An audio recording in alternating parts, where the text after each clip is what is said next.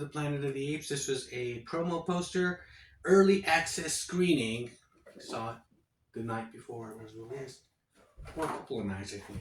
However, we're going to talk about this movie. There's going to be spoilers. No! Okay, we're doing spoilers, got it. Right? Because everyone should have seen it by now. You have the weekend to check it out. Anyone who loves the Planet of the Apes franchise would have seen it already. If you haven't, then you're shit out of luck. We're going to talk about it. Fair point, and I think that this is one of those few franchises in terms of newer movies giving it a shot at old sagas where they continue to drop great movies. Right.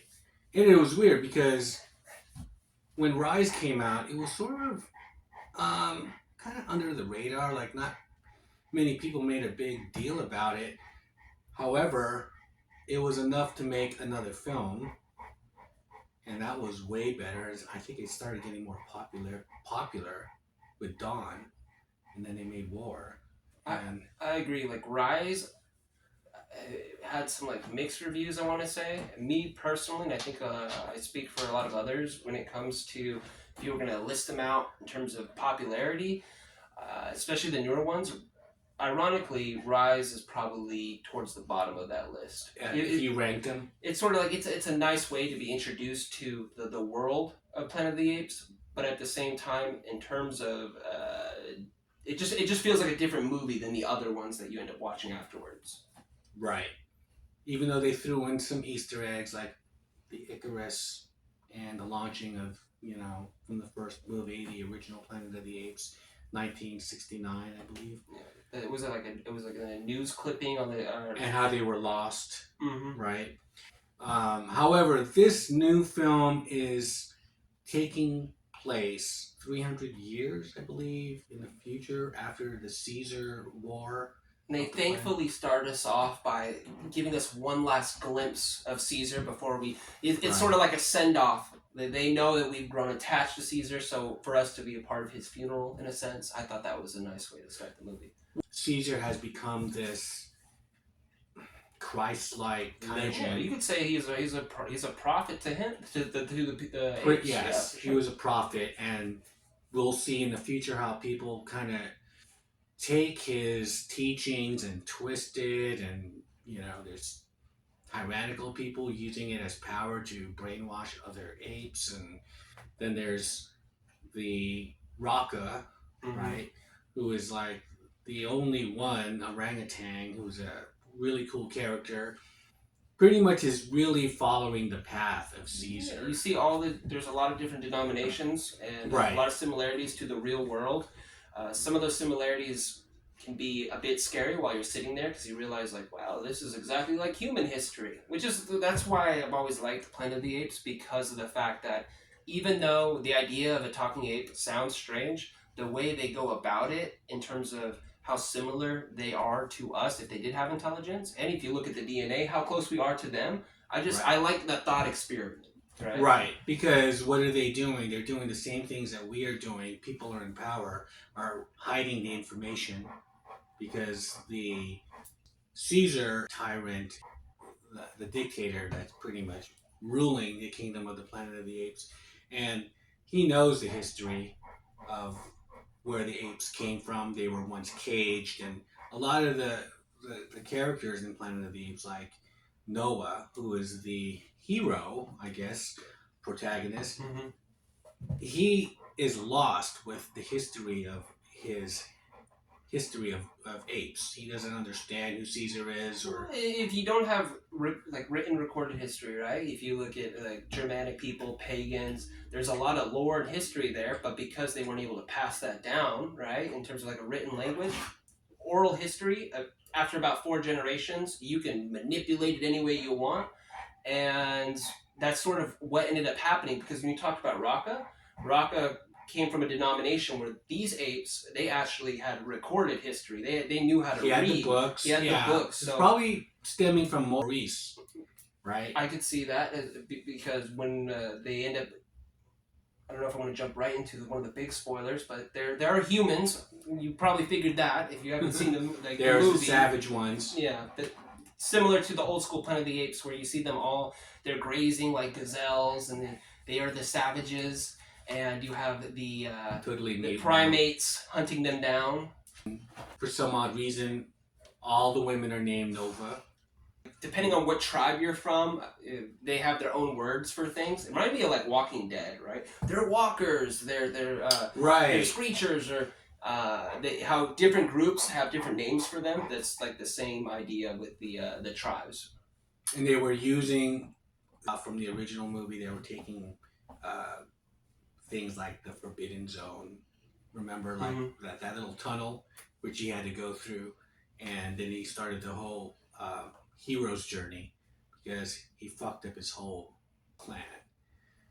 And his clan, like speaking of reference points to reality, probably learned about this in a history class. The they're like Mongolians, and they ride horseback, and they have their own eagles that they've trained to hunt. And pretty much this tribe, that's what they're all about. The main character's father, he is like an eagle keeper.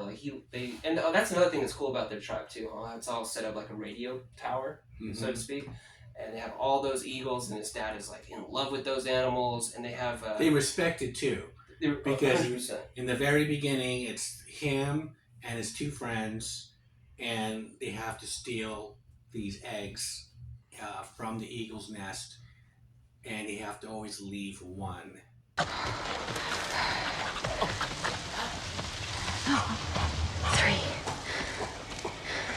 Only 3.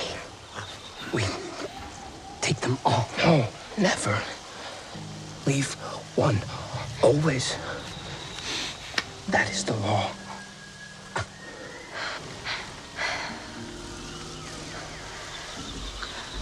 This one.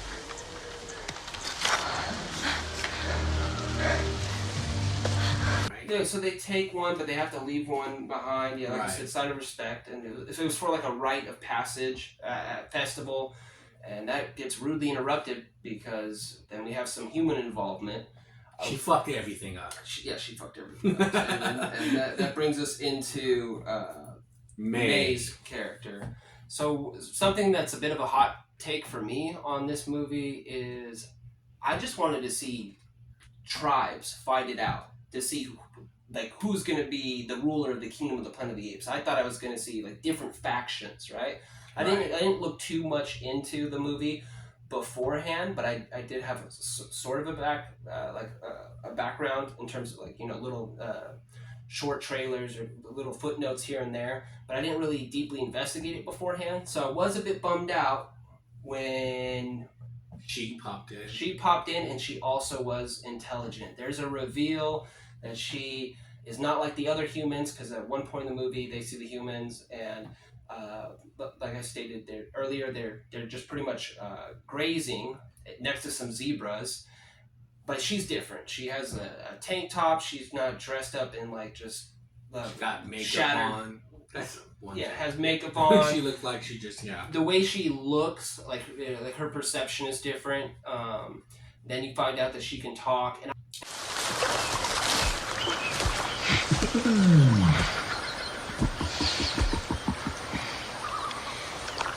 What did I miss? She spoke. She called my name. You misheard. You said this Nova was smarter than most. Within reason. Some intelligence, to be sure. I have a name. May. in war, right? Humans, the newer generation, especially with Echo, they're losing their ability to speak, they're losing their intelligence, and I thought 300 years later, I'm not going to see any intelligent humans. This is going to be just straight ape-on-ape violence, right? But I did not get that. Yeah, what I got, sorry, I'll take that back. I did get that, but a big core premise of the movie is there's still intelligent humans out there, and they're trying to rebuild and take back the planet. Well, because it's set like generations in the future, the apes are talking about the humans. They were like when they were at the campfire.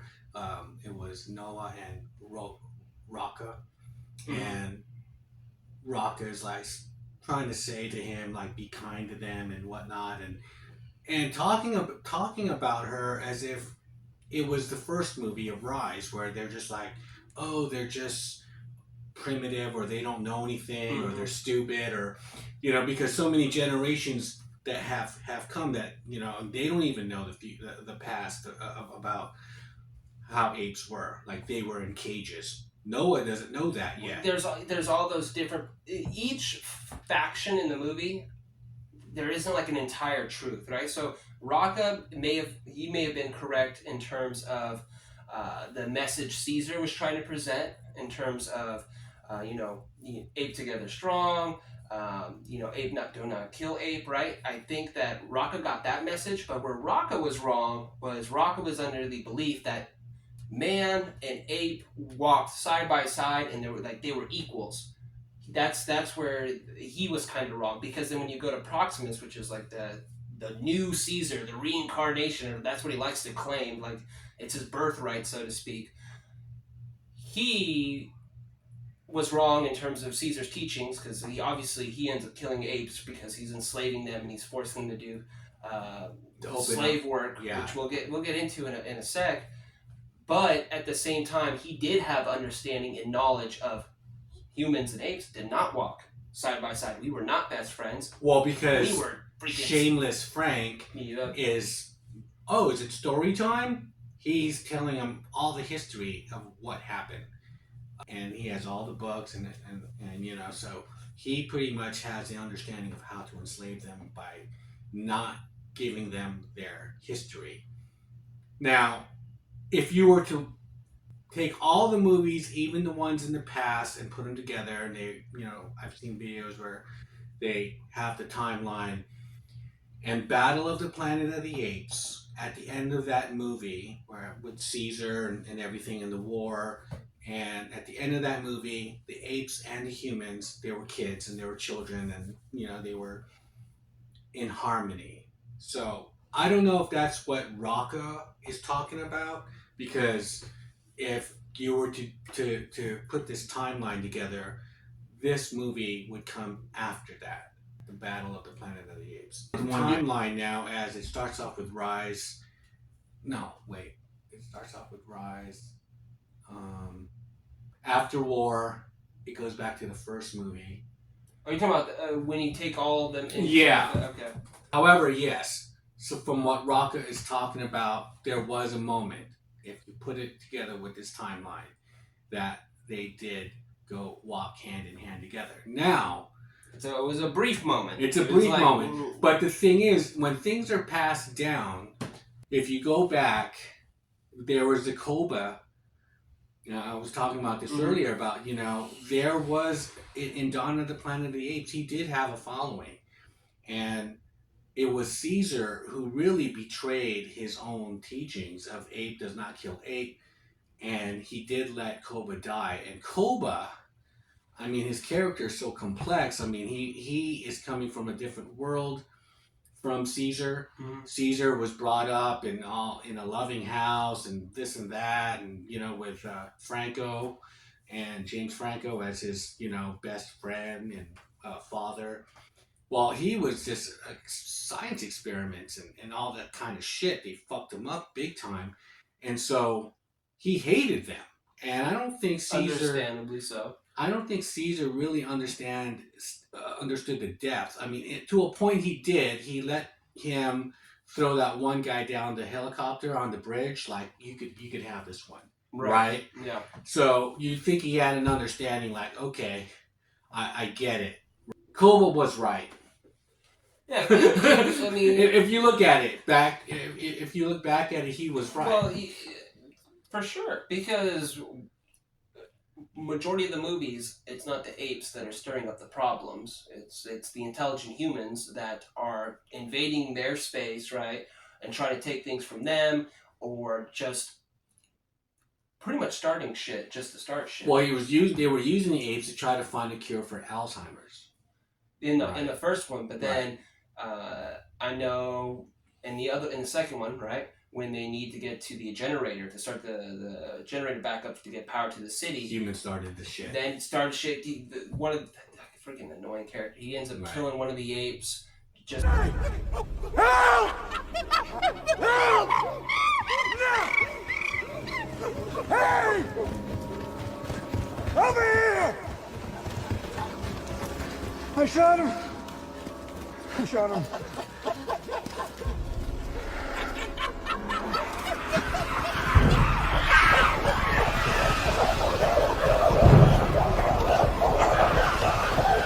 Because with the whole Koba thing, now you have Proximus Caesar, right? And he is from that attitude. And they take that symbol of the window where Caesar came from, and when he was a political prisoner, and he had it on the wall. Now it looks more like a swastika. It's more like a yeah, they totally just hijacked the movement for his own purpose, and it reminds me too of there's like cults that are out there, right, where they say, you know, I'm a reincarnation of Jesus. Like they had a guy in Russia. I don't know if you heard about this, but there was a guy in Russia, and it was like a rural area in Russia, and he convinced like a couple hundred people that he was the reincarnation of Jesus, and the end times were coming at a set date. I forgot what he said the date was. Eventually, Putin had enough of that, sent in the goon squads, and that guy's locked up right now. But a lot of individuals they'll take a name, right, and they know there's authority that comes with that name, so that way they don't have to create something for themselves, and that's exactly what Proximus did. Just like all the religions now. I mean, the different denominations, they all will use Jesus Christ, and then, but okay, so you got these Catholics here, you got these Lutherans here, you got, you know what I mean? It's all these different Baptists, this goes right. on and on. Yeah, and they all have a different take on it, and it seems like that's what has happened with Caesar.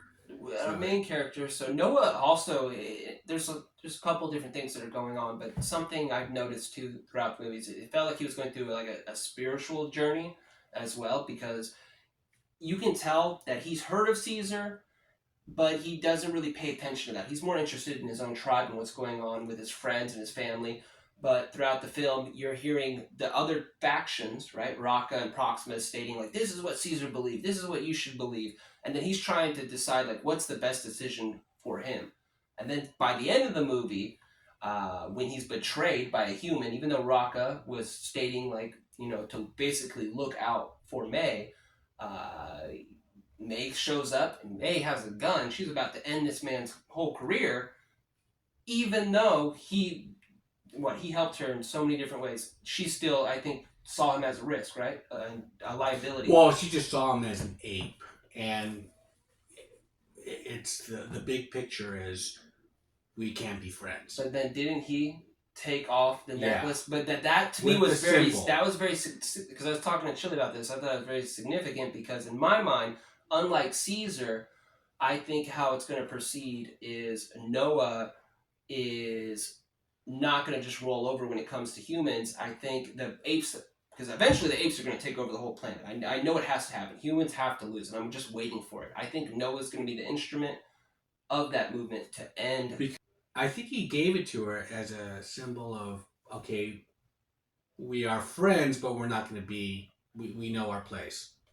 Here's something to remember me by, maybe. You know what I mean? See, I could see it that way, but a part of me thinks that Noah did not easily forgive what happened on that ship with all those apes that were killed and how he was backstabbed. So he was giving that to her as in, like, you know what? The only reason I'm not murking you right now, the only reason you're not dead is because I had respect for Rocca, and because of Rocca's sacrifice, I'm going to let you walk away, but just know if it wasn't for Rocca, you'd be dead, and I'd get out of my sight. But the ones that died weren't all his tribe. Wasn't there like different tribes there? Or there was different tribes there, but there was a good chunk of people that did die that he obviously knew, because I mean, he was screaming to May when the basically the explosives went off, right, and they started getting flooded because you had Noah's mom right there, Noah's best friends were right there. She Everyone just was told him in like, the- you gotta run, you gotta, you gotta go. Like that's it. She basically used them. She used them. That's all that was.